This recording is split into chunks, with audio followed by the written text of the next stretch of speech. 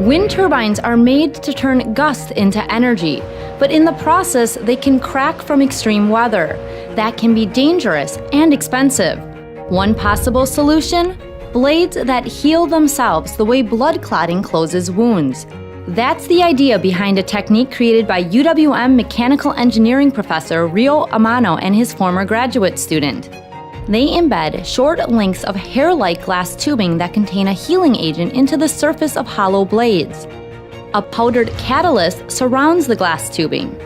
When vibrations cause a crack on the blade's surface, it also breaks the tubing, releasing the healing agent. The catalyst reacts with the healing agent, forming a kind of solder that fills the crack and solidifies. It's not exactly the way it happens in the Terminator movies, but Amano says this method can add years to the blade's lifespan.